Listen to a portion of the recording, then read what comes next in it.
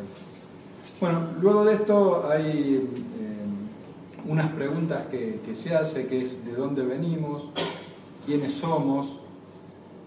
Algo muy interesante que me pareció, que por ahí lo puedo explicar él después, el mundo de Mafalda, habla del mundo de Mafalda. Luego va hacia otro lugar en donde estamos, se pregunta, y también se pregunta qué pasó con Mafalda, que vamos a ver qué nos dice de Mafalda. Para las personas de nuestra edad, Mafalda por ahí fue alguien muy importante, quizás para los chicos que hay ahora hasta quizás no la conocen, pero es importante que les expliquemos quién fue. Y también se pregunta, ¿y ahora qué? Vamos a ver qué nos dice respecto a eso. La dedicación del libro a mí me pareció muy linda y lo voy a transmitir para luego ya darle paso a él. Él se lo dedica a todos los mansos para que se sumen a esta rebelión. Esperemos conseguir mucha gente que pueda trabajar por la libertad y que podamos en un futuro ser un país libre. Bueno, Rogelio, genial. Me parece bueno, que sigas. Por lo menos no me ha sacado todo lo que tengo que decir. Ya me ha pasado. Bueno, muchas gracias por venir. Disculpen la voz. He hecho todos los remedios caseros y farmacológicos existentes para poder hablar ahora. Este libro es mi tercer libro. Se llama El Imperio de la Decadencia Argentina y tiene el sello de Recargado porque hay un primer Imperio de la Decadencia Argentina, que fue un libro que escribí hace unos 10 años, más o menos. Bueno, y este es ampliado al anterior, porque la historia sigue, los temas en Argentina nunca faltan, entonces lo fui ampliando el libro. Hay un libro de Juan Carlos de Pablo, un economista que lo escribió a los 200 años de Argentina, que se llama 200 años de historia argentina, nunca un momento aburrido, y es así, no nos ha faltado. Hablabas recién Pablo, acerca de que necesitamos psiquiatras, y me lo decía, iba pensando que sí, seguramente sí, porque creemos o nos sentimos egoístas, que tenemos ego, y en realidad no tenemos ego porque no nos sentimos individuos, sino somos parte de una masa.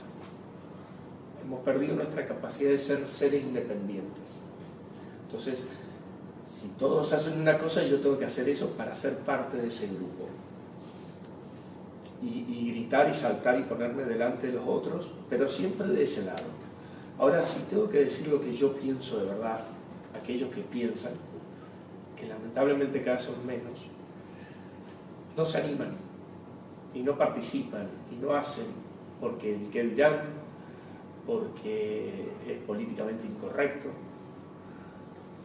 Entonces creo que sí, que necesitamos psiquiatras que empiecen a despejar y a decir, vos tenés tu derecho a ser vos, a pensar y a decidir cosas que no correspondan para el resto, que sean diferentes.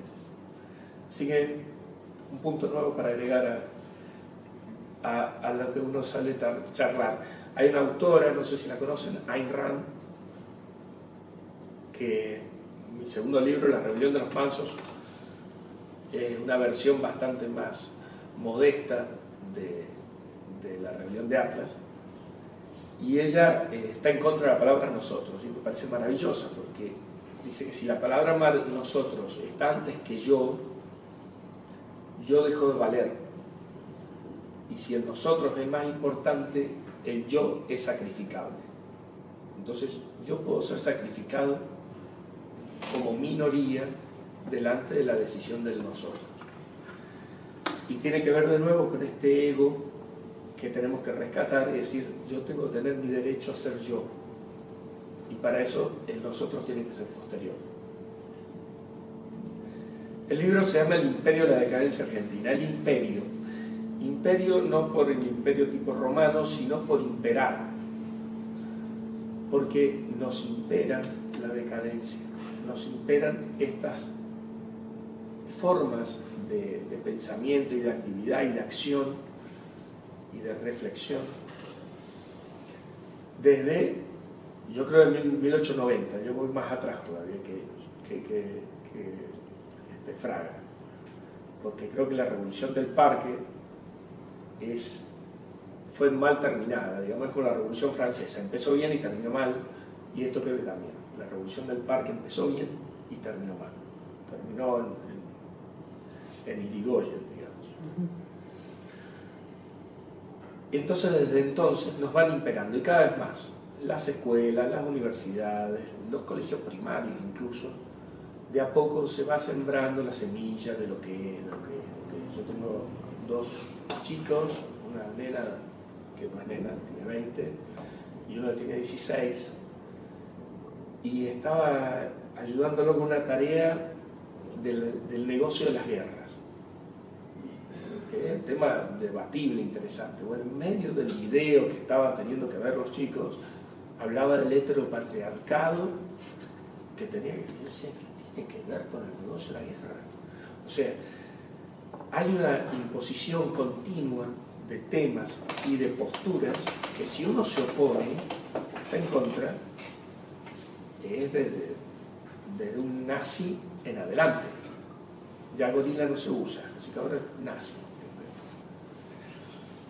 Entonces, permanentemente nos están queriendo imponer, están queriendo hacer imperar este tipo de ideas que lo único que hacen es esclavizarnos.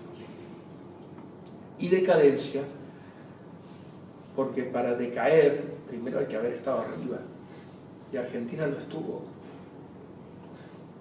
Bien dijo Pablo de que en el 63 se terminó de unificar el país, que pasó a ser la República Argentina, antes era la Confederación Argentina, y Buenos Aires separada, se unió, y del 63 al 97 pasamos a ser el país con mayor ingreso per cápita del mundo, 30 años. En 1810 Argentina era nada, al final del mundo venía un barco de registro de España para comerciar cada 6 meses, no valíamos la pena. Del 10 al 97 son 87 años, pasamos a ser el país con mayor ingreso per cápita del mundo. Con Sarmiento teníamos un 90% de analfabetismo, 2 millones de habitantes. 60 años después teníamos casi un 90% de alfabetismo. Ya tenemos como 14 millones de habitantes. O sea, es difícil dimensionar lo que se hizo. Entonces llegamos a hacer mucho, y en los últimos 100 años, para atrás. Entonces, indudablemente algo estamos haciendo mal. Algo estamos haciendo mal. Y una de las cosas que creo que estamos haciendo mal es que antes nuestros abuelos, y hablo abuelos no solo en el sentido estricto, sino metafórico, se comprometían, formaban parte y tenían actitud para. Tenían un compromiso social, cívico, más que social. Tenían un compromiso cívico, que hoy no tenemos. Porque no alcanza con ir a votar o hacer un tweet o una imagen en Instagram. El trabajo debe ser continuo. Antes nuestros abuelos estaban en los centros vecinales, en los clubes barriales, en las bibliotecas. Permanentemente estaban intentando educar al soberano, que ya lo tenemos desde hace 150 años al lema, y hay que educar al soberano. Y educar al soberano es continuamente en todos los espacios que se puedan. Las instituciones intermedias desaparecieron o fueron entregadas a gente que piensa distinto. Las ONG son unas nuevas instituciones intermedias que hay de todo, ¿cierto? Pero que son pocas las que tienen un lineamiento que sea instructivo. En general son de calidad. Y las fundaciones, que son el otro arma, no son muy seductoras. Entonces, porque la fundación, ¿qué hace? Tienen que venir a mí. Y no, hay que hacer al revés, hay que ir como iban nuestros abuelos, iban al club, no esperaban que vinieran del club. Tenemos que hacer lo mismo, tenemos que volver a tomar participación. Porque ser un actor de reparto, o sea, ver la foto en Instagram y ponerle un corazoncito, que es ser actor de reparto, en las películas los actores de reparto mueren. Los que se salvan son los protagonistas. Si no somos protagonistas, nos va a pasar como en Hollywood. Tarde o temprano. Y no nos salvamos si no nos ponemos al frente, si no la peleamos. Y la pelea no es por la democracia, porque hay que no redefinir, volver a entender las definiciones o los conceptos, poniéndolos en su lugar. Gracias. La democracia per se no es importante. Lo importante es la república, porque la institución que vale es la república. La democracia es una forma de llegar a la república. Hay monarquías que han sido más respetuosas de las libertades individuales y de los derechos que democracias. Es más, algunas se llaman democracias. Cuba dice que es una democracia, porque tiene elecciones. O sea, la democracia per se no nos asegura nada. Lo que sí nos asegura los derechos individuales es la república, porque es una institución. Y esa institución debe velar por el respeto, como dice Alberto Venegas Lynch, hijo, el respeto irrestricto del proyecto de vida de cada uno. Y ese debe ser nuestro meta. Hay que sacar la palabra democracia del lenguaje o del tema de discusión y hay que reinstalar el tema de la república. Incluso la democracia, como mayorías, que así se mide, mañana decimos, bueno, ok, nosotros somos mayoría acá no hay ningún pelirrojo, ¿cierto? Bueno, vamos a meter en los campos de concentración a los pelirrojos, total somos mayoría. Y sería muy democrático, pero no sería republicano. Por eso hay que cambiar ese paradigma, esa idea. Yendo un poco al libro, como bien decía Pablo, tiene 3 partes. La primera parte es de historia, son 15 páginas, 20 páginas a lo sumo, hago un raconto muy escueto, sin fechas, sin nombres propios, algunos que otros habrá, pero en general no.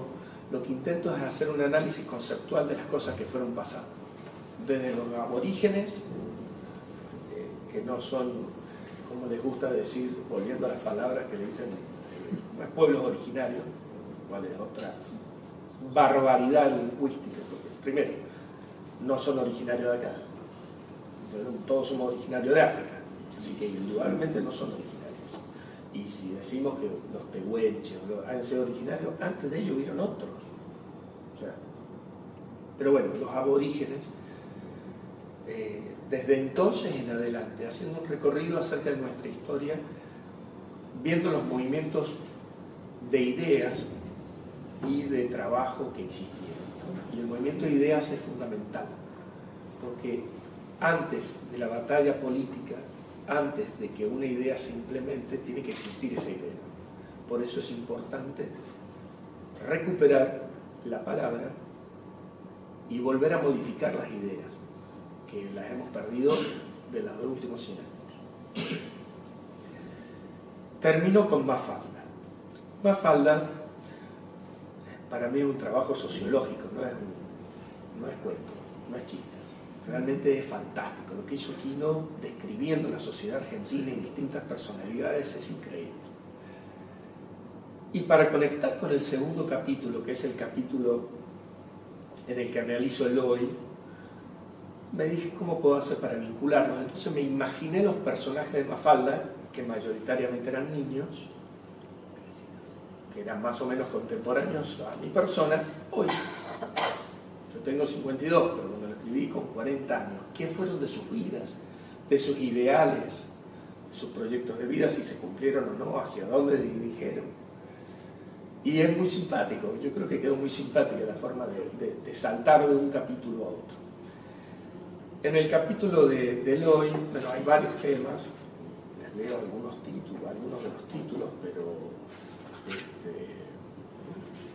no está, Samuel. Hablo acerca de educación, acerca del igualitarismo, de la familia. Hay un capítulo que escribo acerca de la moda unisex. Esto lo escribí hace más de 10 años, hablando de la pérdida de las sexualidades. Todavía no estaba todo esto. Hablo de palabras como la lealtad, en nosotros, como dije, la diferencia entre caridad y filantropía, la justicia, lo que implican las elecciones, el igualitarismo. Son todos capítulos cortitos que intento analizar aspectos puntuales de la realidad. A mí me gusta pensarlos como puntapié. Son capítulos de 2 hojas. No voy a explicar todo lo que implica la política o la justicia en 2 hojas, pero al menos pongo interrogantes e ideas para que cada uno empiece a desarrollarse, porque lo que hay que desarrollar, y que tenemos que desarrollar en los jóvenes también, es el espíritu crítico, el entendimiento del espíritu crítico, de saber que las cosas deben ser críticas. Como decía Popper, las verdades falseables, o sea, hay que someterlas a falseabilidad, ver si es verdad lo que se está diciendo, defenderlo, pero someterlo permanentemente a la prueba a ver si es cierto. Ese espíritu crítico se logra solamente si uno incorpora conocimiento y utiliza las neuronas, las hace hacer sinapsis. Si no, si lo único que va a hacer es repetir consignas o limitarse a leer 250 caracteres, no se alcanza. Entonces es fundamental ese trabajo. Y ese trabajo nos va a alejar del sentido común, por ejemplo. Otra cosa, el sentido común, está bárbaro. José Ingenieros, el hombre mediocre, hace una definición que me parece muy interesante, que está en contra del sentido común. Porque dice que el sentido común es el que es común a todos y es una imposición, es un imperio del deber ser. Él cree en el buen sentido, que es individual, diciendo que era socialistoide, digamos, era un socialista distinto a los de ahora. Pero él recupera el valor del individuo de nuevo como centro necesario de un espíritu crítico para decir las cosas y no someterse a lo que el sentido común a todos nos lleva.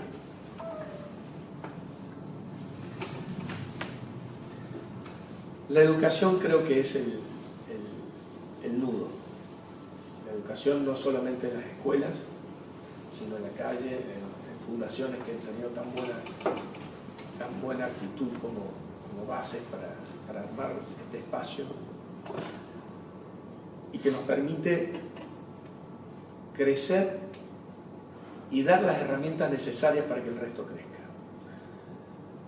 ¿Cómo se crece? Como dijimos, con espíritu crítico. ¿Y eso qué es? El amor a la verdad, el amor al conocimiento, lo que es, a la filosofía, que hoy parece ser una palabra perimida y muerta.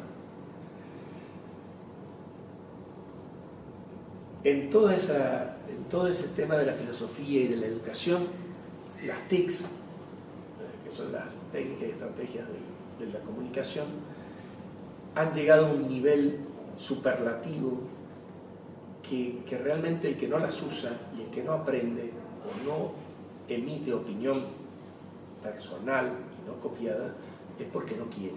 Entonces hay que desarrollar ese espíritu de querer ser un individuo y creer en lo que uno dice y difundirlo. Tanto es así que yo a Pablo lo conocí ahora y cuando voy a otras provincias me pasa exactamente lo mismo, y eso es gracias a las redes, gracias a esa herramienta que es fantástica. Y cuando escribo artículos la gente los puede leer. Yo hace 40 años, yo soy una persona que no soy conocido, nada. Hace 40 años me hubiera sido imposible hacer esto. Me hubiera sido imposible. O tener, no sé, en Facebook tengo unos 8.000 seguidores. ¿Cuándo hubiera hecho que 8.000 personas tengan acceso a leer lo que yo quiero que lean? y no soy yo, lo puede hacer cualquiera. Hay que ponerse, pero lo puede hacer cualquiera. Entonces creo que esa herramienta debemos aprenderla a usar para entender a la educación más allá de las escuelas. La escuela hay que ganarla, hay que recuperarla, porque la hemos perdido, en manos de gente que no cree en la educación. La muerte total de la educación en Argentina fue con Ricardo Raúl Alfonsín y su congreso pedagógico, el segundo congreso, que en realidad fue el tercero, pero el segundo congreso pedagógico. Alfonsín, el padre de la democracia, fue el homicida de la República. El padre de la democracia, el homicida de la República. ¿Cómo mató la República? Mató la educación con el segundo congreso pedagógico que destruyó la educación, y fue el que puso en el candelero, digamos, al muchacho Zaffaroni, porque hizo que hiciera reformas en Buenos Aires de la aplicación penal. Así que las dos cosas destruidas en la educación en la Argentina, educación y justicia, arrancaron con Alfonsín. Si a eso le sumamos que puso las cajas PAN, que es el inicio de los subsidios, porque cada uno que va subiendo quiere hacer más, ¿cierto? Pero el inicio es ese. Tenemos 3 puntos que nos muestran cómo rompió la República.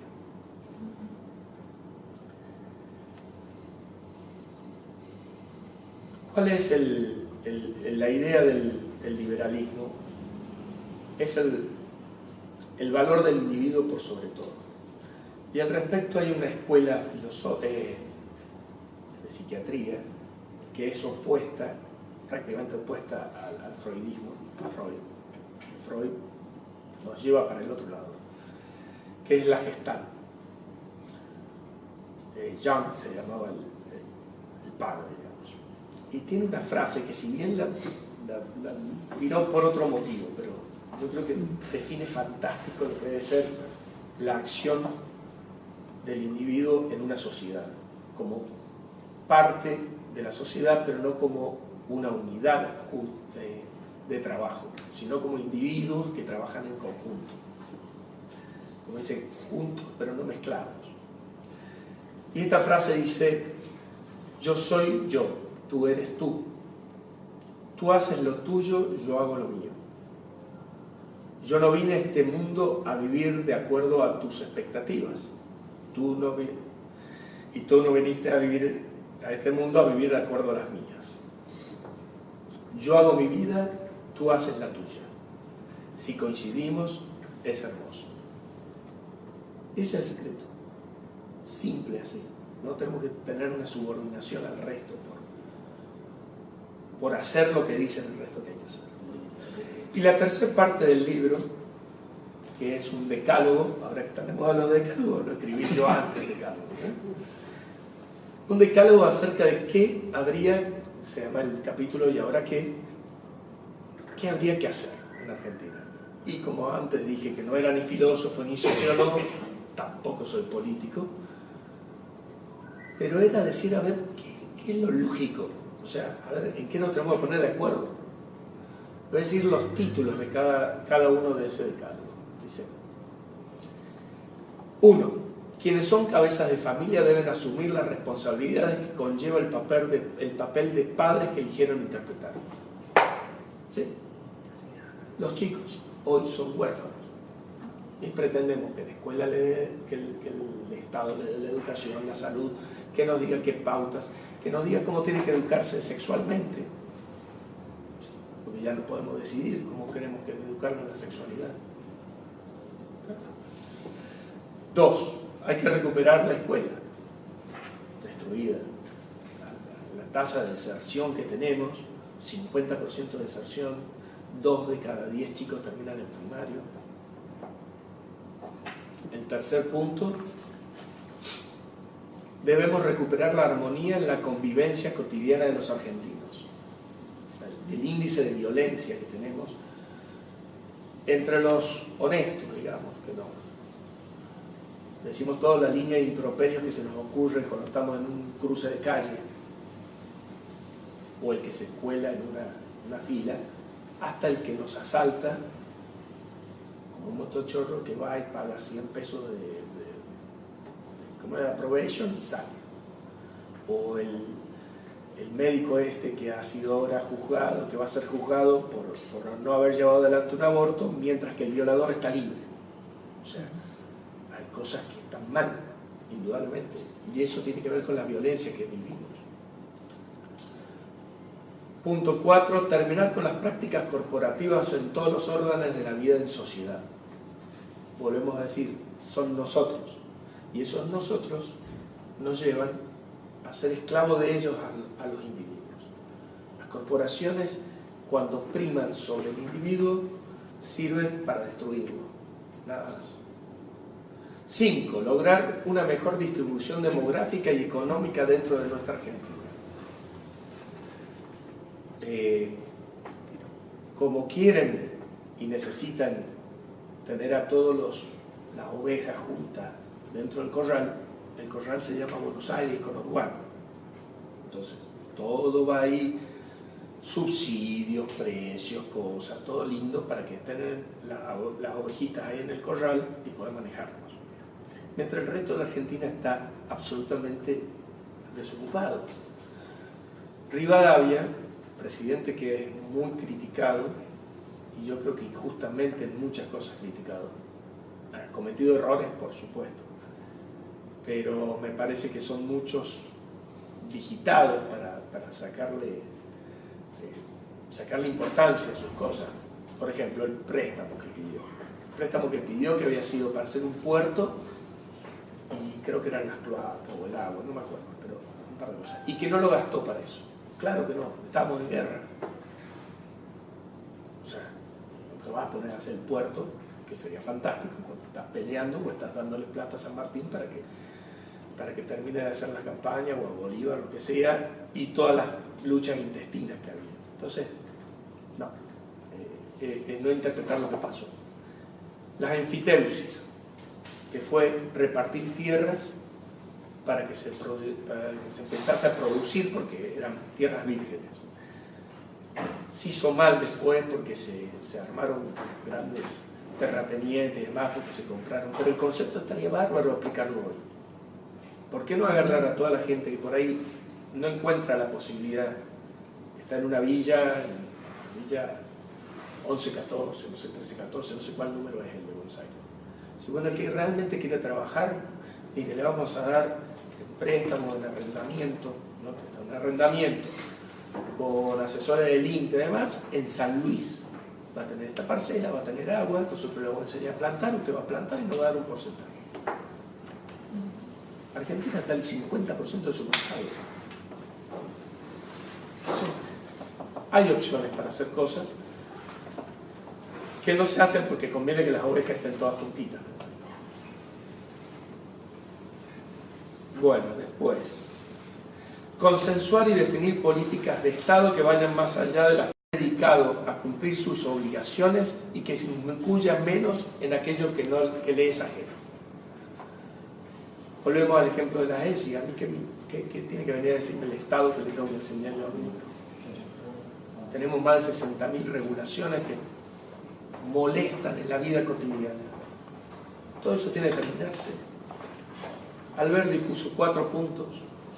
Hay 2 que sí, son sí o sí, seguridad y justicia. Por lo menos en los liberales, que no somos anarcocapitalistas, creemos que esos 2 puntos, hoy por hoy en la sociedad como es, hay que tenerlos. Y le agregó educación y salud, porque no tenemos suficiente capacidad todavía para hacerlo como deberíamos hacerlo cada uno. Quizás algún día sí, pero hoy por hoy, y con esos puntos, que si hiciese cargo el gobierno, listo, el resto, chao, fuera. ¿Para qué tenemos que tener una aerolínea? Porque incluso hablan de defender, los que defienden la aerolínea, de defender, porque puede volar uno que no volaba nunca, no está barato, claro, pero ese boleto subsidiado lo está pagando uno que vive en medio de la sierra en Córdoba, que no tiene agua potable, que no, la escuela le queda al chico a 10 kilómetros, y con su impuesto está pagando para que otro viaje. ¿La vio? O sea, delirio, injusto, o sea, absolutamente injusto. Entonces, si lográsemos entender esas cosas y que hay que ser 4 puntos, y nada más que 4 puntos, y ponernos de acuerdo con eso, cambiaría mucho las cosas. El octavo, debemos rescatar las instituciones que son expresión tangible de nuestra argentinidad. Tenemos valores los argentinos propios. Si bien yo no creo que la tradición tenga que ser una cuestión cerrada, porque creo en el multiculturalismo no impuesto, sino por absorción de las cosas de otro, pero nuestros valores propios y nuestra identidad, que es como individuo también, hay que recuperarlos y hay que darles valor a las cosas que tenemos. Hay que consolidar el sistema republicano de división de poderes. Bueno, eso no ni tengo que hablar de eso. Y el último punto, la justicia debe asumir el rol que le corresponde, el de ser custodio de los derechos individuales y guardiana de la voluntad cívica de los ciudadanos. Ahora en Córdoba hubieron elecciones. El candidato a intendente no tenía domicilio fijo en Ciudad de Córdoba. Y ganó. Porque la justicia, que responde al gobernador, dijo, no, en realidad hay que contar de los 4 años, de los 4 años. Cumplía los 4 años el 10 de diciembre. Bueno, pero podemos... Nada. O sea, la ley era clarita que no podía ser el poder de Schiaretti, que sacó el 50% de los votos. Le impuso la justicia. Pero en una provincia que no se caracteriza por ser peronista, esa es una provincia que llamó la atención. No era. Hace 16 años. Pero los radicales han hecho lo mismo. Antes lo tuvimos Angelos. Y Angelos también hizo cosas parecidas. Porque el peronismo y el radicalismo no son partidos políticos, son movimientos políticos que han nacido como reacción a un hecho. Dijimos, la revolución del Parque en 1890, que el origen del radicalismo tiene que ver a un Juárez Selman que entre tránsfuga, trasnochador, inútil, había hecho mucho desastre. Y había mantenido un poder cerrado que había empezado a quererse, la gente empezó a querer participar. Antes no participaba. ¿Por qué? Porque el 90% eran analfabetos y no había casi migración, no llegamos a 2 millones de habitantes. Empieza a venir más gente, más analfabeta, y empieza a querer entrar al poder político. ¿Cierto? Que antes era vedado. Bueno, el poder político no lo quería abrir tampoco. Y ahí viene la revolución del Parque. Cuando pasó ese evento, cuando se hizo la ley Juárez-Selman, dejó de tener sentido la existencia del radicalismo como ese movimiento originario, y terminan moviéndose en cualquier espacio, porque no tienen una identidad ideológica. En un radicalismo encontramos un Alfonsín, socialdemócrata, y un de la Rúa, conservador.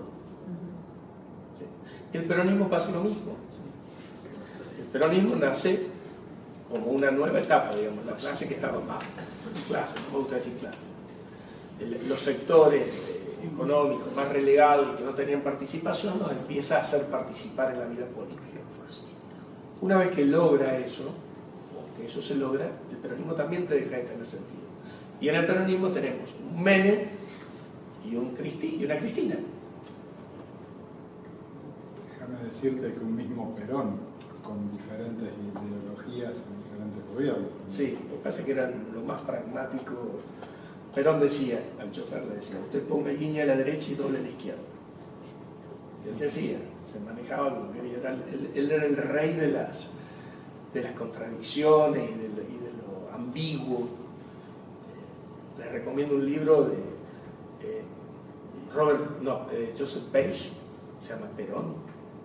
Es brillante, sobre todo el primer tomo es brillante.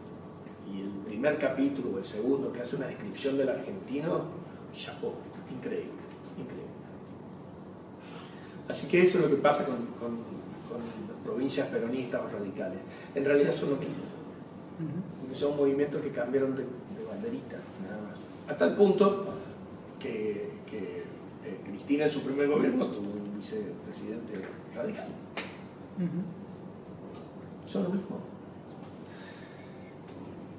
Bueno, ahora sí, voy terminando. Hay 3 frases de contextos distintos que me gustan mucho. Una de un micoterráneo, yo soy sanjuanino, de don Domingo Faustino Sarmiento, que decía: escribo como medio y arma de combate, que combatir es realizar el pensamiento. Por eso yo escribo. Y escribo artículos, y escribo libros, a mi costo, porque verdaderamente esto es un trabajo de enano, que reditúa la satisfacción de tenerlo y de hacerlo y de verlo publicado. No voy a plantar un libro porque ya tengo hijos. Escribo un libro, si planto un árbol, se acabó. Entonces no, eso lo voy a guardar. Pero es fundamental, ya sea escribiendo libros, escribiendo blogs o hablando, haciendo videos, que hagamos eso. Sarmiento no hacía videos, no tenía la posibilidad, pero el concepto es el mismo. El escribir, que era lo que podía hacer, o el hacer videos, o el hacer charlas, o lo que sea, es realizar el pensamiento, es el realizarnos nosotros. La segunda frase es de una película que en realidad es una comedia, pero en medio de la comedia saltó esta frase, me pareció genial, que decía: puedo soportar la derrota, pero no puedo soportar el no dar la batalla. Y eso es igual. Uno puede retirarse con vergüenza si no se animó a enfrentar la batalla. En cambio, si a uno lo derrotaron, bueno, no lo logró. Pero es fundamental dar la batalla. Y la última, la dijo Jefferson, está en su monumento en Washington, y dice: he jurado sobre el altar de Dios hostilidad eterna contra toda forma de tiranía sobre la mente del hombre, del individuo. Y eso también es otra cosa que yo prometo, y que la idea es que cada uno de nosotros lo prometemos, que no demos el brazo a torcer y que peleemos a favor de la persona. Nada más. Muchas gracias.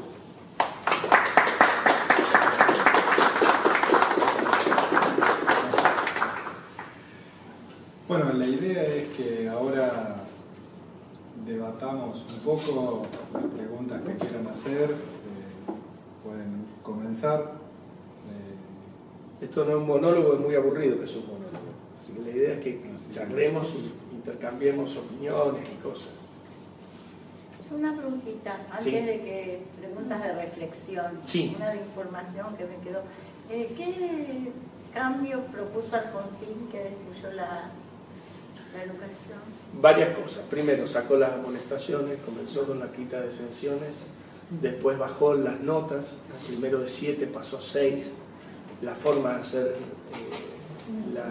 la forma de hacer los exámenes, disminuyó el nivel académico y con su idea de inclusión. Que ahora se profundizó. Bueno, es que el camino arrancó y sigue por ahí. Entonces, es la falsa posición de igualdad de oportunidades. Se cambió la idea de excelencia. Claro. Desapareció la excelencia. Sí. En Argentina desapareció la excelencia. Totalmente. Si antes, no decía, bueno, Desapareció la virtud y la excelencia es una forma de virtud. ¿Sabes cómo igualar para abajo? Que la igualdad de oportunidades, que es una mentira, porque yo puedo tener igualdad en probar, pero de oportunidades no, nunca, por 1000 motivos. A mí me gusta jugar al tenis, bueno, algo parecido al tenis, pero supongamos que yo digo, no, yo quiero tener las mismas oportunidades que Roger Federer, se llama parecido, yo soy Rogelio. Entonces quiero tener la misma oportunidad, tengo que tener el derecho de entrar a Roland Garros, bueno, o Wimbledon, que a él le gusta. ¿Tá? Es más, tengo que tener la misma oportunidad en el partido con él. Entonces, para tener las mismas oportunidades, yo más de lo que soy, nunca. Entonces, ¿qué tengo que hacer? Bajarlo a él. Tengo que vendarle los ojos, atarle una pierna, darle una paleta de ping-pong, y ahí quizás. Eso hicimos. Bajamos las notas, sacamos las amonestaciones, total vale lo mismo. Si no te portabas bien y tenías el abanderado, dejó de ser el mejor promedio para ser el mejor amigo. ¿Abanderado de qué? yo tuve la oportunidad, yo viví también en Córdoba, y cursé en cuarto año en Ucacha, provincia de Córdoba. Y por casualidad en esa localidad estuvo trabajando José María Imaz. Cuando yo escuché lo que él decía de educación, él en ese momento hasta se estaba en la actividad privada, no es lo que vino después, digamos. Claro. Nada que ver, es decir, cuando en esa época estábamos digamos, en dictadura, cuando vino la democracia cambió, el concepto cambió. Digo, yo, es que cuarto año no me olvido más, porque bueno, viviendo en un pueblo, Claro. ¿cuándo vas a escuchar a una educadora de la talla de Ima? Jamás, bueno, justo está en el pueblo. Y después cambió totalmente, pero totalmente. Me casó con mis hijas después. Sí. Sí, sí. Nada que ver. Y cuando decía de justicia también, nos acordemos que Alfonsín tiene la foto con la servilleta con los jueces, ¿no? Y hablar del Pacto de Olivos, no sigamos hablando. ¿Sí? O sea, el padre de la democracia fue el homicida de la República. En Sí, todo yo quiero- modo, no por defender a Alfonsín, pero si lo comparamos con Menem y los demás, creo Bueno, que está bien. un santo. Sí, sin duda, si lo comparamos con, no sé, con Rosas, también. Pero, ¿por qué no lo comparamos con Sarmiento? Ah, O lo comparemos con Roca, o con, no sé, Sáenz Peña, o, sigamos, Yo quiero hacer, Avellaneda, Pellegrini. Con eso tenemos que compararlo, que era lo que hicieron en la Argentina. yo quiero hacer un comentario y después una pregunta. Primero que a mí me parece que esa idea que está instalada de que Alfonsín fue el padre de la democracia, para mí es uno de todos los mitos que andan dando vueltas. Alfonsín simplemente ganó las elecciones en el 83. Si hubiera ganado Luder o quien sea, todos estarían diciendo que es Luder padre de la democracia o lo que fuera. Se ha instalado un mito que, bueno, supongo que el equipo de él, el consejero político de él lo había instalado en ese momento y quedó. ¿Puedo interrumpir un No es más que un mito. Eso, una opinión mía, una opinión personal. Y segundo, no comprendo bien por qué vos opinás que la idea de democracia hay que desecharla y sí mantener la idea de república. O sea, no se pueden mantener las dos cosas. ¿Por qué la democracia, al menos cuando yo te escucho, parecería ser que democracia implica sí o sí pasar por una topadora de los derechos individuales y no puedo haber democracia y respeto a los derechos individuales al mismo tiempo? Es una buena pregunta. Te digo, hay muchos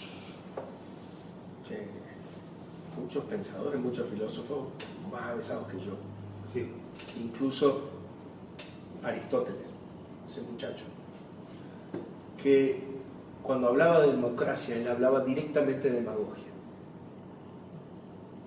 La interpretación de democracia de él era demagogia. Estoy hablando de Aristóteles. Y de ahí hay muchos más. Sí, yo también amo la democracia, me gusta. Creo que es la forma de gobierno menos mala que tenemos.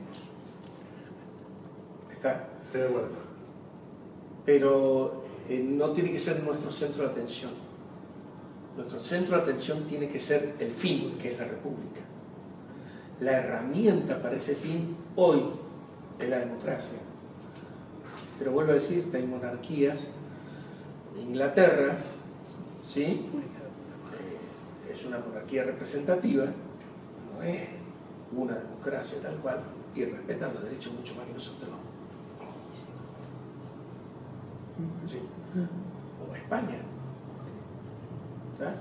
Entonces, yo también amo la democracia, pero entiendo que encierra un peligro muy grande.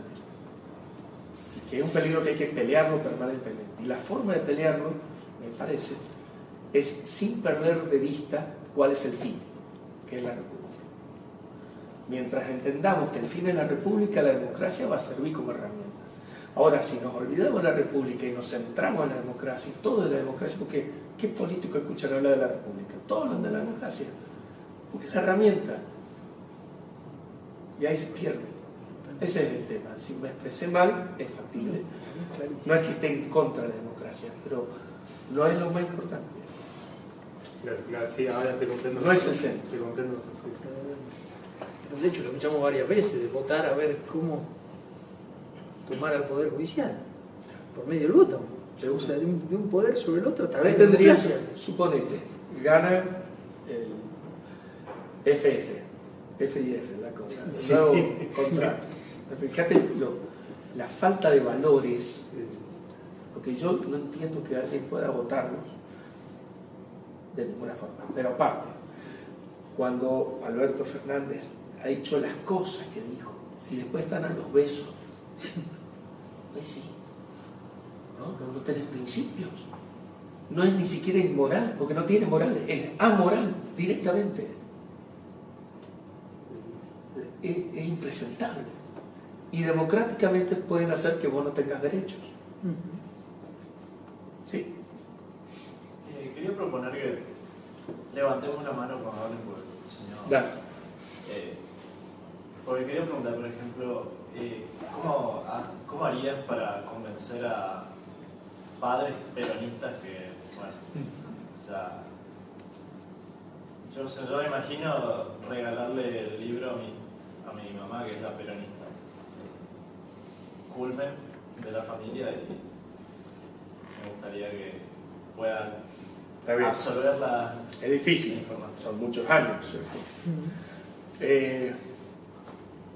La batalla de las ideas lleva muchos años y en general se logran ganar o se logran cambiar para adelante y no para atrás. Es muy difícil a una persona que tenga una cultura peronista de 30, 40 años hacer peronista, radical, lo que sea, hacerle cambiar el chip. Es complicado. Lo primero que hay que hacer, a mi parecer, que es lo que yo opté por hacer cuando debato con gente de otros partidos, les pregunto por qué. Al segundo o tercer por qué, ya no saben qué decir. Porque todo lo que conocen o saben son muletillas, estribillos, con quizás una sola pregunta para poder responder después de por qué. ¿Y por qué? ¿Y cómo? Y se acaba. Entonces cuando llegan a ese momento, Que saben que no están firmes con los suyos. que no tienen firmeza, que no tienen fundamentos, es donde uno ahí tiene que atacar. A ver, decir, estoy en contra de la igualdad de oportunidades, así, nada más. Suena horrible y no va a ganar nunca eso. Pero si empezás a analizar, bueno, ¿y qué es la igualdad de oportunidad? Decir, creo en la igualdad de oportunidad. Ajá, ¿y qué es la igualdad de oportunidad? Ah, ¿y cómo lo logras? Llega un punto que se agota solo y se demuestra que es inviable. La misma persona descubre que es inviable. No lo he inventado yo esto. Había un muchacho que se llamaba Sócrates, que es el que lo hizo, ¿cierto? Que hacía, dicen que la mayéutica, pero en la segunda parte. Él empezaba con lo irónico. Entonces empezaba a preguntarle hasta que el tipo descubría que no sabía. Y ahí empezaba a hacerle preguntas para que vea que tiene que saber. Pero lo primero que tenía que hacer era acabarle su conocimiento. Hay un libro, no me acuerdo cuál es, que habla de la piedad. Está escrito, Sócrates no escribía, está escrito por Platón, pero Sócrates se encuentra en los tribunales, él iba en calidad de acusado, digamos, las tantas veces lo habían acusado, no fue en su juicio final. Y otro que iba a acusar al padre porque había sido impiadoso con el esclavo. Entonces él le pregunta, bueno, ¿y qué es la piedad? Entonces dice, bueno, piedad es ser piadoso con el otro. Sí, bueno, no me estás definiendo la piedad, me estás diciendo, bueno, no es ser bueno, no, me estás dando un ejemplo de ser piadoso. ¿Qué es la piedad? Hasta que llegó un punto que no sabía lo que era la piedad. Bueno, llegamos ahí, ok, vamos ahora para adelante.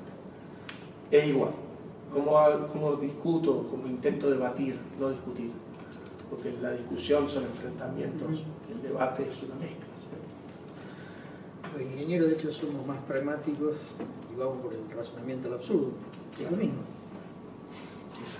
Ese es nuestro. Entonces, el punto es hacerle ver hasta dónde lo que está planteando no tiene fundamentos, por más que suene lindo, porque ese es el problema.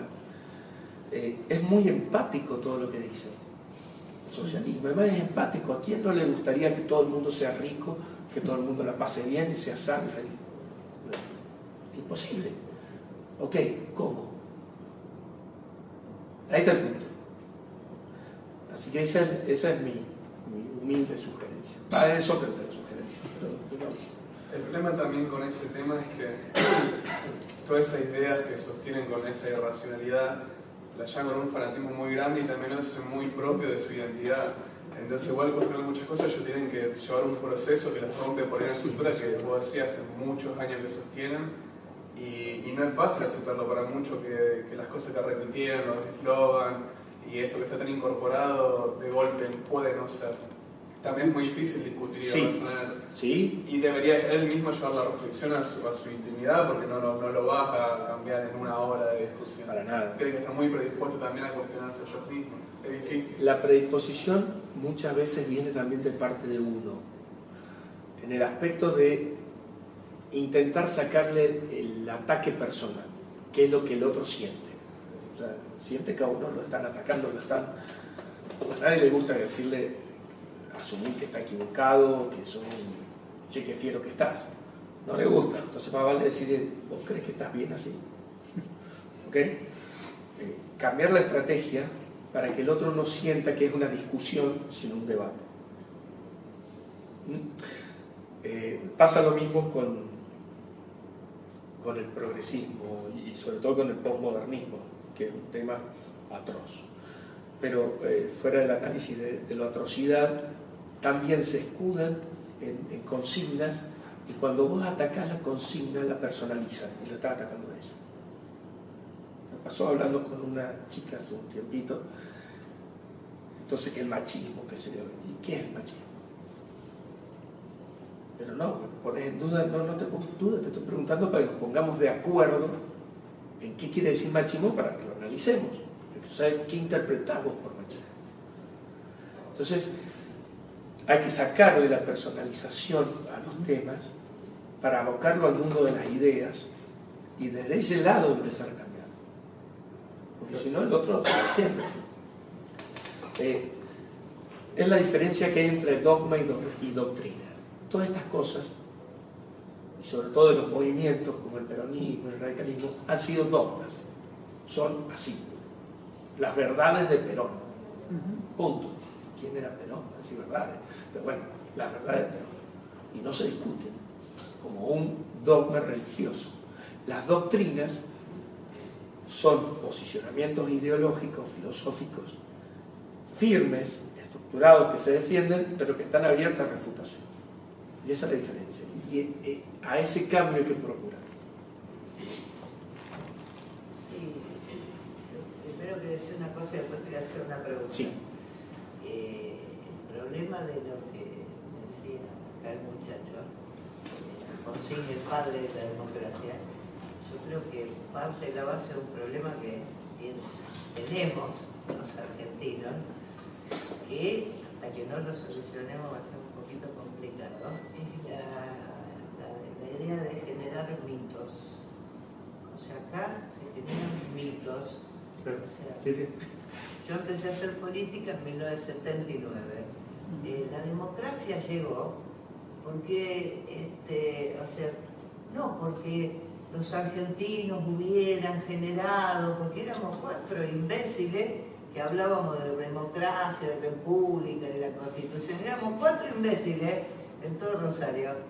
La democracia llegó simplemente porque un milico loco se le ocurrió ir a invadir una isla a ¿cuánto? No sé cuánto está, 10.000 kilómetros, más o menos.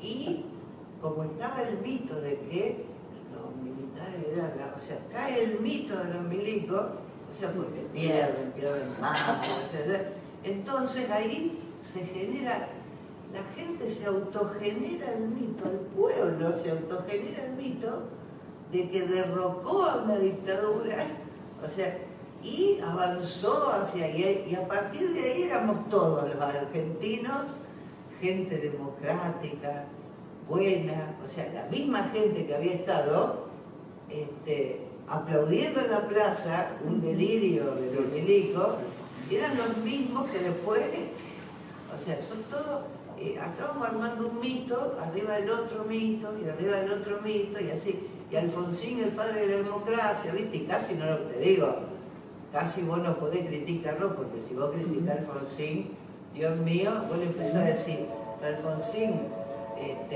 aceptó, o sea, desde la izquierda, ni siquiera discutiéndoselo desde posiciones más liberales de derecha, decía, a ver, estaba el caso Olmo, Alfonsín aceptó la deuda entera, habíamos, la mitad de la deuda no tenía papeles para demostrarlo, Alfonsín aceptó la deuda completa, cuando hubiera sido el único que, o sea, en ese momento, mamita venía de una dictadura, decía, bueno, no, a ver, veamos qué debemos, a ver cómo lo pagamos, pero no todo, muéstrenme los papeles, ni eso.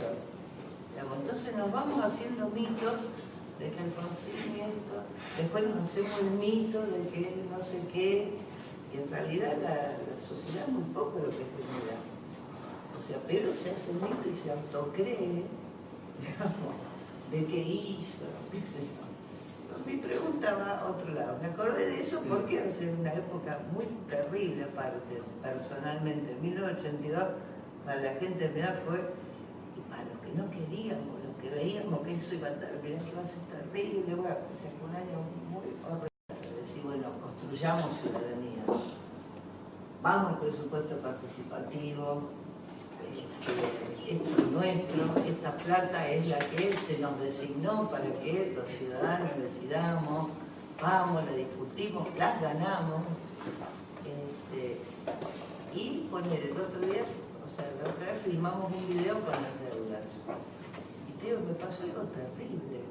Hay gente que hace años que está en la vecinal, que no hemos peleado, decía, y filmábamos el video y decíamos, no, pará, de nuevo.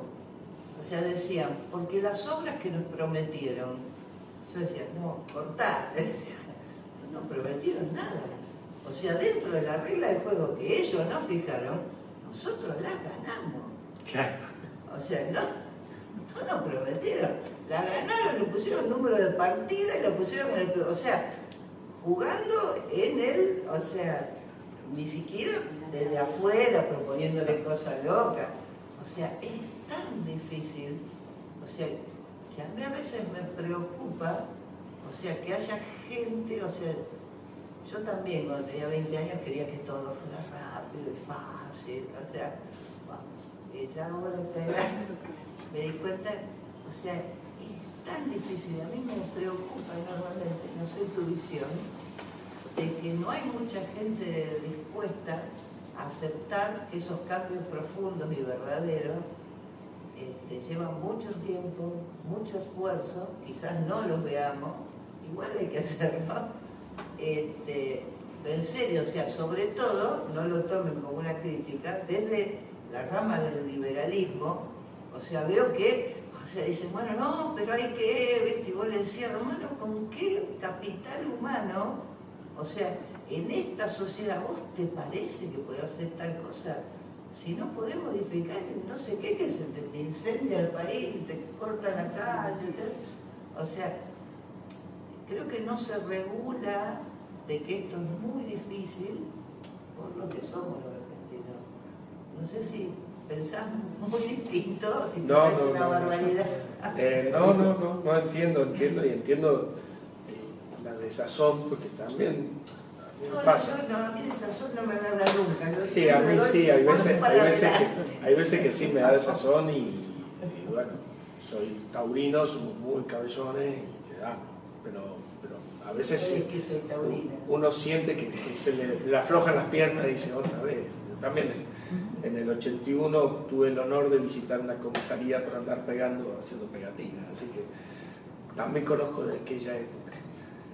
Con respecto a ese punto de los mitos, que es verdad, porque tenemos mitos de música, como Gardel, lo que sea. Justamente el artículo que publiqué esta semana se llama Santa Evita, hablando de Eva que la quieren canonizar. Delirante totalmente. Yo una persona destacable, disculpe, hay gente, yo no soy peronista para nada, pero reconozco esa figura fuerte, sea lo que sea, pero yo creo que en gran parte el éxito de Perón fue por ella. Pero de todos modos, hacerla santa, ni creo que a ella le hubiera gustado. No, que no resiste ningún análisis. Y la levante la feminista, es un delirio. Eso es parte de algo que yo me enojé muchísimo. Yo tengo mucha memoria y me enojé muchísimo cuando vino Oriana Falaschi y le hizo un reportaje en ese momento a Galtieri. ¿Y qué dijo Oriana? Ustedes los argentinos son todos unos fascistas. Yo tenía 22, 23 años, no me acuerdo más. Me enojé con Oriana Falaschi. Después de mucho tiempo dije, tenías razón Oriana. Y al día de hoy somos fascistas. Y eso de canonizar a esta mujer o a otra, eso son todas ideas fascistas, es decir, de buscar los mitos, las cosas. Seguimos siendo un pueblo fascista. No sé todavía por qué, porque el fascismo murió hace 50 años en todos lados, 60, y nosotros seguimos siendo fascistas. Yo con la gente base, no me escuchen a mí porque yo soy fascista. Yo llegué desde el fascismo, porque pues yo me crié en un país fascista. Entonces a mí las libertades siempre me pegan, me duelen, me joden, las tengo que pensar, las tengo que darme cuenta, pero uno arrastra todo eso y lo va arrastrando. Y toda la sociedad alrededor si uno que está de este lado le cuesta, al otro directamente tiene una mochila y sigue derecho con la mochila. Somos fascistas, es un pueblo fascista. Sí, creo que el tema de los mitos pasa también porque en el fondo, se lo escuché decir a un historiador cordobés que se llama Prudencio Augusto Argañarás, muy interesante, y creo que tiene razón, en el fondo somos monárquicos, o sea, queremos seguir teniendo un papá que nos diga qué hacer, y ese papá, si no lo tenemos que crear, y es así que tenemos irigoyenismo, peronismo, alfonsinismo, menemismo, cristinismo. Alguno que sea idea y no sea persona, son todas personas. Y entonces pasamos de querer tener la razón de mi vida a sinceramente en la escuela. ¿Sí? Que es un remake, digamos, una nueva versión de razón de mi vida propuesta en la escuela por Maranel, que lo propuso. ¿Sí? Pocas cosas tienen menos imagen de educador que él. Podrá ser maestro, que creo que no lo es, pero de educador, con pelo largo, mugriento y demás, no tiene nada de cosas. Entonces creo que por ese lado vienen los mitos. Creo que en el fondo seguimos siendo monárquicos y necesitamos un papá que nos diga qué hacer. No tenemos responsabilidad. Y, perdón, la pregunta que se me fue era... de la posibilidad si se puede cambiar o no. Justamente hablaba con Pablo y le decía... Yo creo que se puede cambiar. Sí. Lo que veo es que hay una tendencia dentro de los sectores que queremos cambiar a pensar que va a ser fácil, que va a ser rápido. No, fácil nunca. Y que si no lo sé ni fácil ni rápido está mal y bueno. Bueno, es uno de los errores que creo que se cometen y se han cometido del lado del liberalismo a lo largo de los últimos 50 años, 60 años. Querer encontrar atajos, creo que no es algo nuevo. Te voy a nombrar los atajos que fracasaron del liberalismo y que nos hicieron como el juego de la Oscar, 3 pasos para atrás y empezar de nuevo. Frondizi, al Sogaray lo rescata, le da un besito en la frente, lo echa, se acabó, chao el liberalismo. Con Menem, de nuevo el Sogaray. Más o menos, fuera. Lo usó, chao, afuera. ¿Cómo se llama? Con De la Ruina, López Murphy. Fue, lo pusieron ahí, lo quemaron en la pira, una semana, fuera. Ha empezado de nuevo. Hemos querido buscar siempre atajos que nos han costado todo. Y tuve la posibilidad de hablar con expertos cuando lo llevamos a Córdoba, decía lo mismo, el miedo de que vuelvan a querer atajos. O sea, esto no es para hoy. O sea, el liberalismo no va a ganar en política ya. Es necesario que exista un partido liberal para tener una referencia y ver hacia dónde va encaminado votos. Pero no es el inicio, tiene que ser cultural. Y la gran ventaja que hay hoy, que no ha habido en mucho tiempo, nosotros los generación X, los que vivimos en la época de la dictadura y demás, los gobiernos en general de todo el mundo y sobre todo de Sudamérica eran todos militares, que serían de derecha, por decirlo de una forma. Entonces los jóvenes, ser rebeldes era ser guevarista. Otro mito. Totalmente, absolutamente. Nicolás Márquez tiene 2 libros escritos de él, brillantes, no desperdicio. Pero eso era ser rebelde. El adolescente, el joven que quiere ser rebelde, es oponerse al sentido común, digamos. El sentido común era ser, o lo que primaba eran las dictaduras de derecha y demás. Entonces, ¿cómo ser rebelde? Soy guevarista. Bueno, hoy los gobiernos son guevaristas. ¿Cómo son rebeldes? Siendo libertarios. Y yo le digo, justamente le comentaba Pablo, en Fundación Liberal tenemos 6 meses de existencia. Recién empezamos. Tenemos 5 charlas programadas. La de Gloria Álvarez la tuvimos que suspender porque fue justo los paros de avión y no hubo forma de hacerla llegar. Pero tuvimos a Echevarne, a López Murphy, a Espert y a Milei, en ese orden. La primera, a Echevarne, un tipo que no es conocido, es el presidente de la Fundación Libertad y Progreso, el fundador. Fueron unas 100 personas. En la de López Murphy, unas 150, con Espert, que fue la primera paga que hicimos, se pagaba la entrada, fueron 300, y con Milei fueron 600. El 90% debajo de 30 años. El 90%. Con Espert hubo un chico de 15 años que se paró a hacer una pregunta. 15 años. Dijo, tengo 15 años. Con López Murphy, yo lo había ido a ver 5 o 6 años antes. Éramos 30 en la fundación de un amigo, Carlos Bulto. El pendejo era yo. 5 años después eran 150 y yo era el viejo. Se está produciendo un efecto, tampoco quiere decir que mañana vamos a ganar y vamos a hacer multitud, pero hay un cambio, y hay una semilla que hay que regar. Hay una situación particular, actual, que creo que hay que regarla y alimentarla. En la fundación nosotros tenemos muchos jóvenes, y se acercan jóvenes, no tantos grandes. A tal punto que me pusieron a mí el presidente porque soy viejo. Sí. Una pregunta. ¿Qué piensa de los libertarios? Dijo algo de los libertarios, pero no escuché. Bueno, los libertarios, el origen del nombre, empecemos por el principio, viene porque liberales en Estados Unidos son de izquierda. Entonces, había como que reidentificarse. Dentro del liberalismo hay mucho liberalismo. Tenés desde el liberalismo clásico, de la escuela austríaca, los libertarios, los anarcocapitalistas. Incluso dentro de cada uno hay distintas connotaciones y demás. Lo que nos une a todos, creo que es el derecho individual, el respeto al individuo. Y ese tiene que ser nuestro norte. Después podemos debatir si compartimos algunas cosas o no.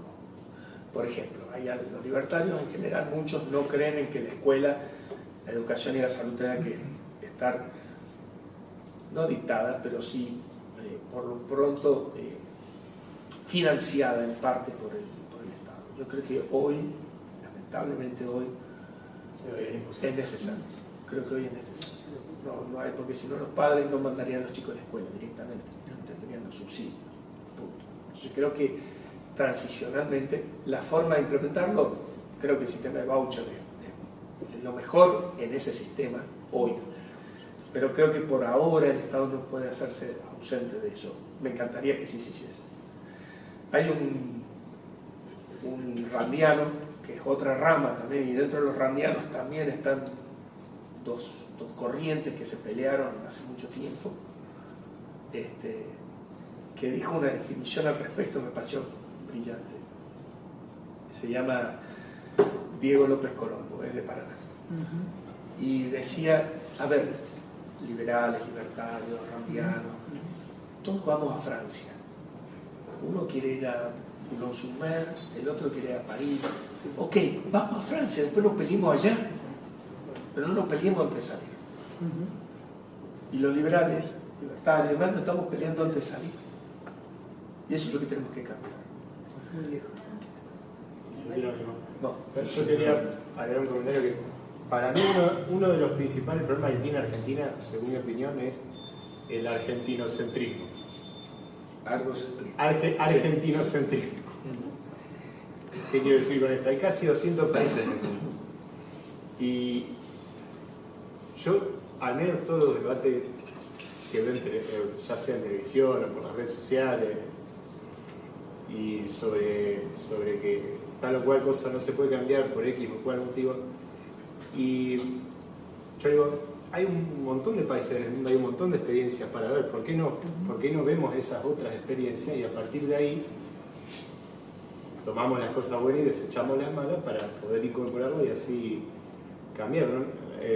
Está muy bien una cosa que vos dijiste, que es muy cierta, que a fines del siglo XIX llegamos a ser el país número 1 en ingresos per cápita en el mundo y hoy estamos muy lejos de lejísimos de esa situación. O sea, hay pero una enorme cantidad de países que nos pasaron por arriba y sobre todo en los últimos 30 años. Y a mí me llama la atención cómo es un país tan encerrado en sí mismo. Que esto para mí empieza por el lado de la economía la cosa y después se traslada a lo comunicacional. Pero muchos dicen que Argentina es un país proteccionista. Yo creo que si fuera un país proteccionista el problema sería menos grave. Yo creo que es aislacionista. A mí una cosa que me llamó mucho la atención, por ejemplo, como una anécdota aislada, cuando fueron las elecciones de Brasil, el balotaje de Brasil, ¿no es cierto? Independientemente de la opinión que tenga cada uno de los candidatos que había, más allá de eso, ¿está bien? Es uno de los principales socios comerciales de Argentina. Y a la hora del recuento, y cuando estaban eran las 9 de la noche, que estaban por dar los resultados de lo que iba a pasar en Brasil, que había dos polos muy opuestos, o sea, sí. Era un centímetro, no había ninguna... 2/3 de los canales argentinos estaban pasando farándula y 1/3 estaba hablando de política nacional. Yo no sé, me sentía como que estoy en Corea del Norte, ¿dónde estoy? O sea, no puede ser, una cosa que no podía ser. Un país que está al lado, que es nuestro principal socio comercial encima, independientemente de los gustos de cada quien, por lo menos sí. que estén enfocados ahí a ver qué pasa, porque influye sobre nuestro futuro. Y a mí me parece que una cosa que hay que hacer es, digamos, tratar de romper con eso, pasa tal problema en Argentina, ok, veamos qué hicieron esos otros países para resolverlo. Yo, por ejemplo, en las últimas 2 décadas, por ejemplo, una región muy dinámica en términos económicos, al menos dentro de lo que yo puedo ver o analizar, es por ejemplo Europa Oriental. Es impresionante cómo países que hace 30 años estaban en el comunismo, que por suerte en Argentina esa por suerte nunca nos tocó, nos tocaron muchas malas, pero esa por suerte no. Y hoy hay países que salieron de ahí hace 30 años, 25 años, y que ya nos pasan por arriba. Varios de los países bálticos, por ejemplo, República Checa, Eslovaquia, Polonia, que hace 30 años estaban mucho peor que nosotros, claramente mucho peor que nosotros. Y nosotros en 30 años o no avanzamos nada o incluso decaímos un poco, pero más que un poco. Las islas sí, Malvinas, por ejemplo, nos pasan por arriba. ¿Cómo? Las Lo Islas que hace Malvinas en mucho, cualquier momento nos pasan por arriba. lo que comparan mucho de hace años, porque es cierto que era igual una geografía muy parecida con Australia. Ahora totalmente Australia superó a la Argentina, pero en una época hace... Sí, hace 40, 50 años. El punto es... Perdón, pero Es lo viejo. ¿De dónde venía la tecnología en Argentina? ¿Y dónde viene hoy? ¿De dónde viene la tecnología hoy? De Brasil. Y hace 25 años decía Brasil, Brasil no tiene nada de tecnología, venían acá. Nosotros llevábamos tecnología a Brasil o estábamos para y para. Hoy no vienen cosas de Brasil. ¿Cuántos de ustedes tienen, hace mucho que no tienen un producto japonés en la mano? O alemán en la mano? No tenemos nada de tecnológico, no tenemos absolutamente nada. Estamos en la cola del mundo de todo. Los armamos en Tierra del Fuego. Absolutamente de todo. El punto de decir es interesante porque sí, tenemos un egocentrismo de mirarnos al pupo y creernos que debemos ser extraterrestres. ¿Por qué? Porque cada vez que uno le explica, podemos aplicarlo, los japoneses hicieron, ahora los japoneses son, bueno, los alemanes, no, los alemanes tampoco, pues los australianos, no, los chilenos, los tenemos al lado, no me digan que somos distintos. Claro. No, pero no. Bueno, que somos extraterrestres. O sea, todo el mundo puede aplicar y va bien. Ahora nosotros no. Bueno, pero no soporta el análisis, es cierto. Es cierto. ¿Puedo contar? Sí. Bueno, un poco siguiendo lo que se hablaba antes de todo lo que implica el cambio cultural y el daño que se ve en las instituciones y demás, con tu análisis y viendo de forma realista, y más allá de las expresiones de deseo, ¿cómo te imaginarías un caso hipotético en el que Espert fuera presidente? ¿Qué te imaginás en esta instancia? ¿Qué se podría lograr? ¿Cómo sería la transición? ¿Qué ves? Sí, 2019. Lo que pasa es que... Más allá de que no es posible, ¿no? Sí, claro, si Espert fuese presidente, podría hacer muchas cosas. ¿Por qué? Yo no sé si lograría todo, pero sí mucho. ¿Por qué? Porque si Espert fuese presidente, quiere decir que lo votó la mitad de la gente. Y que la gente cambió la cabeza. O sea, el punto no es que lo que haga Espert, sino lo que la gente quiera. Ahí está. Porque si Espert gana, supongamos que lo hipnotizaron a todos, lo votaron a Espert y al otro día se despertaron del hipnosis y dijeron, ¿qué hicimos? ¿Cierto? Podemos ser todos cristinistas y macristas. Espert no podría hacer nada, porque a la primera cosa que propusiesen lo linchan. Entonces, vuelvo a decir, el punto no es decir Espert tiene que ganar ahora. Ojalá ganase. No va a ganar, ojalá ganase. Pero lo que importa es empezar a plantear las cosas, ya que sea un referente político de una idea y hacer crecer la idea. Porque los políticos, Alberto Venegas Lynch, y lo dice muy bien, son comerciantes y su mercadería se la pagan con votos. Entonces, si vos sos el votante, yo soy el político, y yo te quiero vender la idea, te tiene que gustar para que me pagues. Entonces lo que tengo que hacer es que mi idea sea la misma que la tuya, o sea, que tu idea sea la correcta. Si Espert logra vender su idea, es que la gente está de acuerdo, entonces sí va a funcionar, si no, no.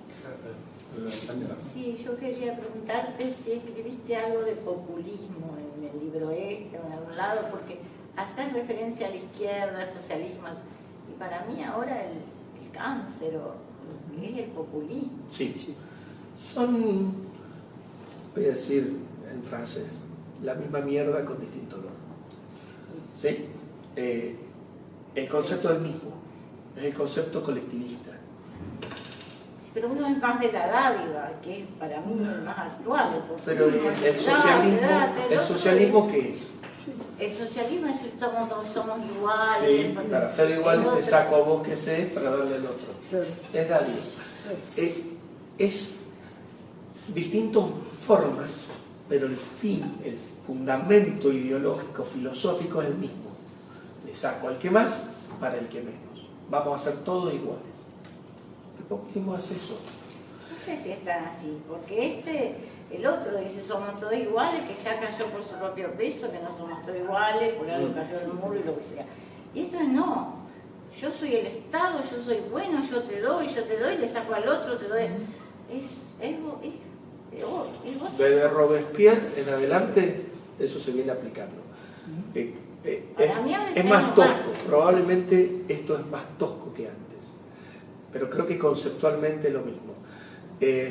Así, específicamente el populismo, tengo algunos escritos, artículos.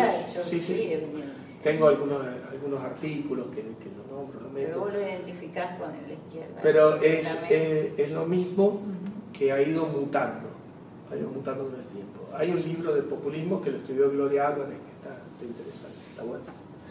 Es más, perdón,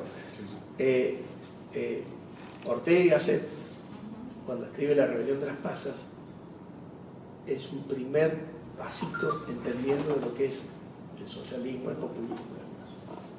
Es muy lindo el libro. Sí, primero agradecer una charla muy interesante. Vamos a comprar el libro porque es bueno ver la historia para saber cómo viene todo, son los cimientos. Hacer un comentario respecto de que yo creo que si los liberales difunden las ideas con claridad y contundencia, es importante, hay que hacerlo. Yo doy clase en la Universidad Pública de Derecho Constitucional, leemos las bases de Alberti, y los chicos tienen 19 años, están en el segundo año, y cuando leen calmado, escuchan, se entusiasman, abren los ojos, ven otra idea, y se sacan el chip. Sí, estoy coordinando acá, no quiero hacer propaganda, pero bueno, estamos tratando de hacer partido libertario en la provincia. Y mi pregunta es la siguiente, siendo ya futuro, ¿no es cierto? Supongamos que es reelegido, si se presenta el actual presidente, ¿no es cierto? Que la gente dice, bueno, es como tomar aceite de ricino, como dijo Alzogaray, vamos a votar mal menor para evitar otra vez a la déspota arrogante, asfixiante, votamos a él. ¿Existirá alguna posibilidad de que cuando las papas quemen, ¿no es cierto?, porque esto estalla, él haga un viraje y diga, bueno, me paso al liberalismo o va a seguir con más populismo? ¿Qué le parece? Yo no creo, yo no soy un analista político, puedo decir desde mi opinión individual. Yo no creo, probablemente, a ver, primero se lo lleva puesto a la realidad y hace lo que le pide la realidad hacer, aunque se tape la nariz. Probablemente haga algunos gestos y algunas maniobras, que es lo peor que nos puede pasar a los liberales, porque después lo identifican como liberal, como Menem, ¿cierto? Porque hizo las privatizaciones mal hechas, necesarias, pero mal hechas, entonces es liberal. O Martínez de Oz, que no sé ni por qué dicen que es liberal, porque no tiene nada. Uno se rebana la cabeza pensando qué cosa puede haber sido, y nada. Bueno, entonces, aparte que creo que sería peor para nosotros, no creo que cambie el liberalismo. Aparte debería cambiar al señor, a don Marquitos, como primer medida, ¿no? Realmente impresentable. Ha sacado lo poco bueno que tenía, lo ha sacado y ha dejado lo peorcito. Por ahí hago un comentario, yo me meto un poquito. Me parece, en base a lo que vos preguntaste, respecto a cómo convencer a tu mamá que es peronista, que pase a ser liberal, quizás en base a algo que hemos hablado con él antes y a la ideología en sí, me parece que no es necesario que convenzas a tu mamá de que cambie. Me parece que es más importante que convenzas a los chicos que van a la facultad con vos, por ejemplo. Eso es más importante que por ahí convencer a tu mamá. Obviamente que no vas a dejar de tratar de convencer a tu mamá, eso se cae de maduro y en tu rebelión contra los padres probablemente sigas insistiendo. Pero me parece importante eso y lo que decíamos antes, que hoy es rebelarse, es ser liberal y mostrar que eso es lo que hay que hacer, o sea, y lo que nos va a llevar a ser mejores en definitiva, porque el liberalismo, si tiene algo muy importante, es lo moral, y eso es lo que tenemos que trabajar. Me parece eso, y también una forma de vender el liberalismo es lo moral, inclusive para tu mamá. Me parecía un comentario interesante para hacer porque creo que lo que tenemos que ver es el futuro y del pasado solo aprender, porque no lo vamos a cambiar. Lo que sí podemos cambiar es el futuro. Le voy a completar lo que dice, porque no lo da que debo decir porque suena horrible, pero yo lo voy a decir porque lo dije yo, así que no tengo problema. Desde un punto de vista utilitarista, 30 años. Vos convencer a un compañero tuyo y tenemos 50 años. Claro, de hecho la izquierda en Argentina perdió la lucha armada y ganó la lucha cultural en la Viéndolo universidad. hasta desde un punto de vista utilitarista. La izquierda en Argentina perdió la lucha armada y ganó la guerra cultural en la universidad, que es justamente donde está hoy. Claro. Volviendo al tema del liberalismo y todas las peleas internas que hay. Yo creo que bueno, uno de los que ayudó todo a la movida liberal es Javier Milei. ¿Cómo ves estas peleas internas y que bueno, que él salió a decir que no lo apoya Esper y... Sí, pero eso ha cambiado también ahora de nuevo. Ha cambiado, ya lo vamos a ir viendo que ha cambiado. Sí, yo hasta la semana pasada lo No, escuché no, que sí, decía sí, que... está en eso. El cambio está produciendo. Lo que pasa, Javier Milei ha sido una persona que ha sabido llegar a los jóvenes. Claro.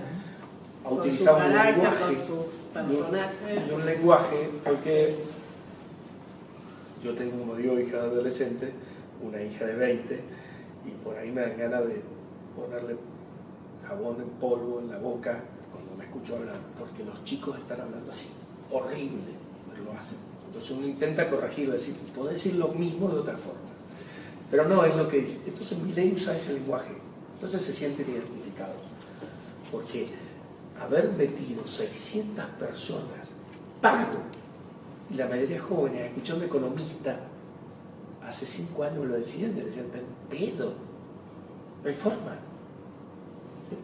Entonces, indudablemente hay un tema de lenguaje. Lo que tiene, me parece, Javier Milei en contra es que es demasiado impulsivo. Sí, impetuoso, iba a decir. Políticamente correcto. Eso comparte con Domingo Sarmiento, ¿cierto? Y explotan y hablan más rápido de lo que piensan. Que explota, me parece que también hace como un personaje. Sí y no. Sí y no. No lo conozco tanto en intimidad. Lo poco que he podido tratar, he tenido la suerte de poder tratarlo, y soy, como médico, soy muy observador de las conductas para ver qué hace alguien, y tiene ciertas conductas que hacen mostrar que tiene esa reacción instantánea. Que después quizá la corrige o demás, son cuestiones de personalidades, ¿cierto? Pero pasa con las fundaciones, también lo hablamos. No trabajamos unidos y somos 4 pelagatos. Adentro de las fundaciones pasa. O sea, yo el otro día dije, ok, si nos vamos a empezar a pelear entre nosotros, me voy. O sea, somos 4, nos vamos a pelear, estamos locos. O sea, bueno, yo creo que está bueno, perdón. Tal tiene que ver, en parte, hay vanidades, hay deseos de figurar, hay muchas veces resentimiento por no lograr posicionamientos en la sociedad y se quieren lograr en otros espacios más chicos, un montón de esas cosas. Celos. Y sobre todo eso se basa o está afirmado en el tema que nosotros creemos en las individualidades y no en las subordinaciones. Entonces la izquierda sí cree en subordinaciones. Entonces el líder o los movimientos políticos que creen en líderes, que son como los ejércitos que creen en un general, hacen lo que dice el general y punto. O sea, y la pelea más o menos para ver si yo llego a ser general, pero hago lo que dice el general. En cambio los liberales, no. Y si tengo una pequeña diferencia, por eso te digo, explota. ¿Cuál fue el motivo de las peleas de los randianos? Pusieron un ejemplo. ¿Ves con un ejemplo? Hay un auto cerrado con un chico, se está prendiendo fuego el auto. Y al lado hay un auto cerrado con un matafuego adentro. ¿Tengo derecho a romper el vidrio, sacar el matafuego y apagar el auto? Y ahí se dividieron. Los que decían, no puedo entrar en la propiedad privada. Yo tengo, se está muriendo el chico. O sea, claro, está bien, pero la propiedad también es un derecho tan fundamental como la vida. Es más, sin la propiedad la vida no existe. Sin la propiedad privada la vida no existe. Porque los vamos a llevar al extremo. La comida o el agua que me la han dado, ahora es mi propiedad privada. Supongamos me la quitan, muero de sed. O sea, ante la situación se ve muy claro lo que hay que hacer, pero si uno lo analiza filosóficamente, más allá del hecho puntual, lo analiza filosóficamente, están casi equidistantes de importancia. ¿Sí? Estoy de acuerdo que hay que salvar al chico. Pero fuera de eso entiendo el postulado que se... Y hasta entre los mismos randianos no se pusieron de acuerdo. Bueno, no sé si ya estamos en tiempo. Me animo a hacer la última preguntita yo. Yo trabajo en área de recursos humanos y considero que una de las mejores o los mejores capacitadores están en las empresas. Y explico por qué considero que están en las empresas. Porque en general, cuando uno entra a un trabajo, no sabe lo que tiene que hacer. Y es extremadamente importante para esa empresa o para cualquier actividad que esa persona esté capacitada. Por lo tanto, en muy corto tiempo se capacita a una persona para hacer una actividad.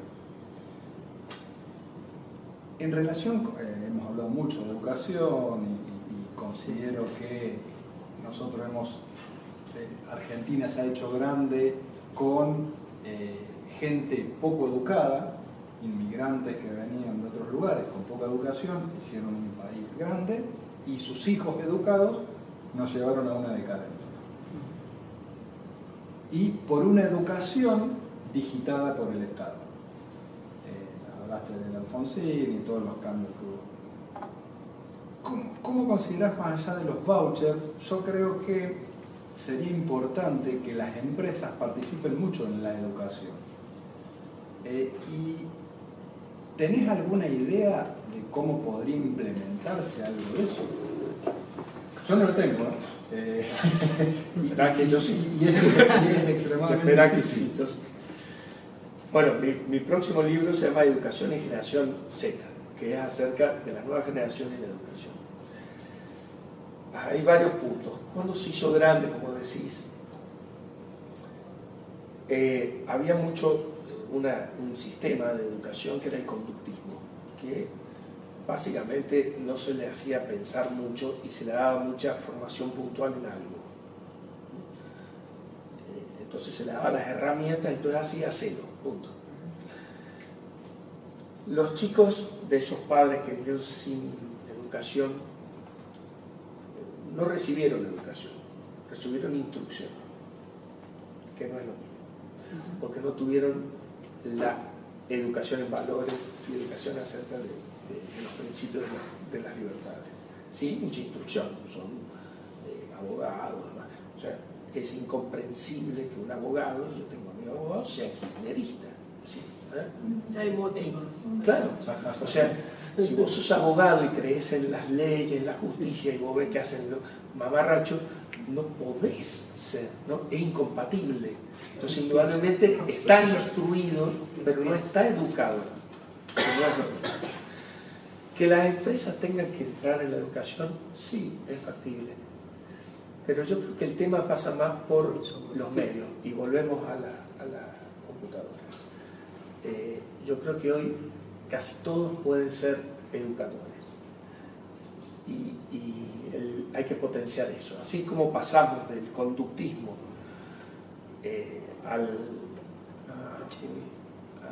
del conductismo a la... ¿cómo se llama? De Piaget.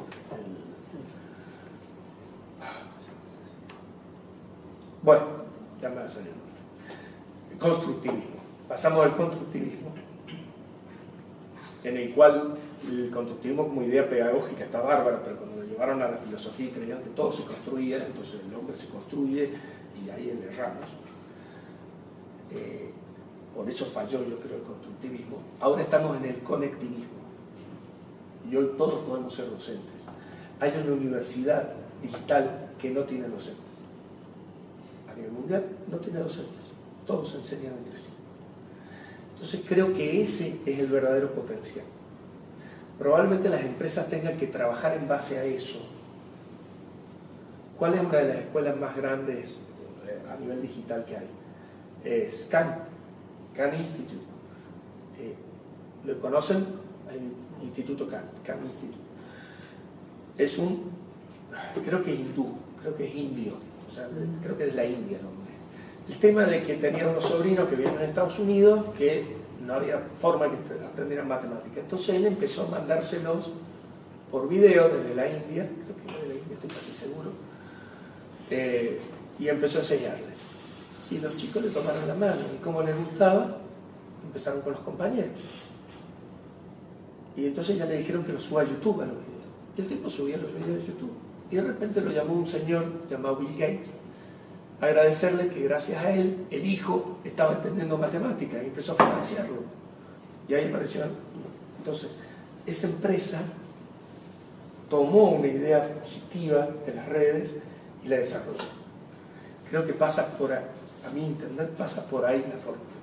No la empresa en sí puede enseñarle puntualmente sobre lo que hace, y eso está bien, sería algo más técnico, pero yendo más a la base y al origen, lo pienso por ese lado.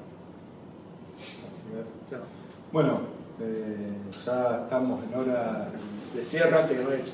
Nuevamente agradecerle a las personas que vinieron y bueno, está el libro para quien lo quiera comprar. Bueno, muchas gracias.